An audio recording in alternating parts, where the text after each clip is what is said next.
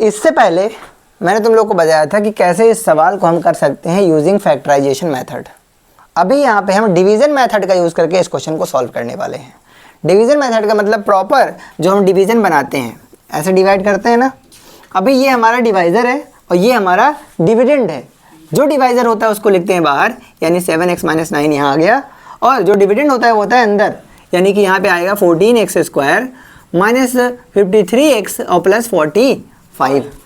ठीक है, अभी यहाँ पर देखो लिखा हुआ है क्या, 7 की टेबल में कितनी बार पढ़ा जाए कि 14 आ जाए, 2 टाइम्स, तो ऊपर क्या लिख देंगे 2। लेकिन यहाँ पर 7 के बगल में क्या लिखा हुआ है, x लिखा हुआ है, तो x की टेबल कितनी बार पढ़ा जाए कि x² आ जाए। x की टेबल x टाइम पढ़ेंगे तब x² आता है, यानी x की टेबल में जब x से मल्टीप्लाई करेंगे तब तो हमारा x² आएगा ना। तो यानी कि यहाँ पे हमें क्या लिखना पड़ेगा, x लिखना पड़ेगा। ठीक है, अभी देखो, अब हमको पता चल गया है कि हमें इसकी टेबल कितनी बार पढ़नी है, 2x टाइम्स पढ़नी है। जब 2x टाइम पढ़नी है यानी कि हमें इस 2x को इससे भी मल्टीप्लाई करना पड़ेगा, इससे भी मल्टीप्लाई करना पड़ेगा।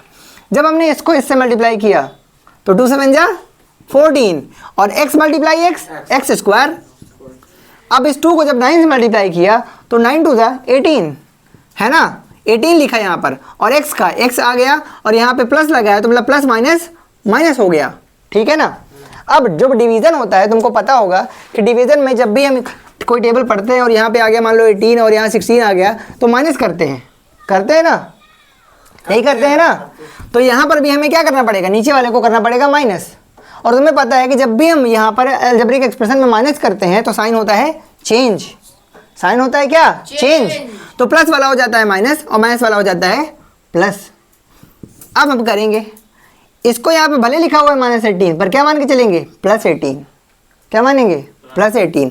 और 53 से जब 18 को माइनस करेंगे कितना आएगा, जल्दी बताओ। 53 से 18 को माइनस किया, ये वाला माइनस में है, ये वाला प्लस में है, कितना आएगा, 13 में से 8 गए 5 और 4 में से 1 गए 3, कितना आ गया 35। लेकिन बड़ा ये है क्या, -35। तो यहाँ पे क्या आएगा, -35x, राइट।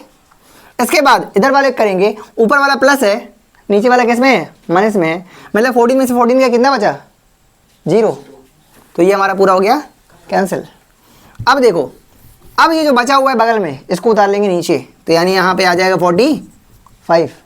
ठीक है, अब हम यहाँ पे फिर देखेंगे कि 7 की टेबल कितने टाइम्स पढ़ेंगे 35 आ जाए, 5 टाइम्स। लेकिन ध्यान दो कि यहाँ पे हमें -35 लिखा हुआ है, पर 7 की टेबल 5 टाइम पढ़ने पे प्लस में 35 आएगा। तो माइनस बनाने के लिए क्या करेंगे, यहाँ पे लगा देंगे -5। ठीक है ना। और x तो लगा हुआ है तो ऑलरेडी यहाँ पे x आ जाएगा। अब यानी कि हमें इस -5 को मल्टीप्लाई करना होगा इन दोनों से। तो जब -5 को 7 से मल्टीप्लाई किया तो आया क्या, -35, और x मल्टीप्लाई किया यहाँ पर तो आ गया क्या, x।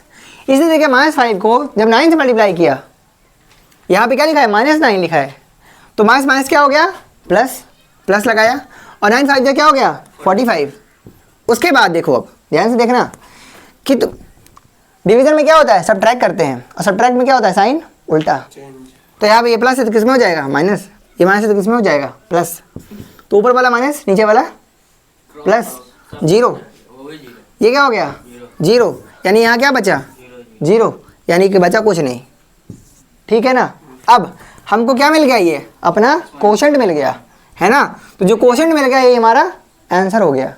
तो हम क्या लिख देंगे, आंसर इसका क्या आ गया, 2x - 5। चेक कर लो आंसर बच्चों, चेक कर लो, सही है।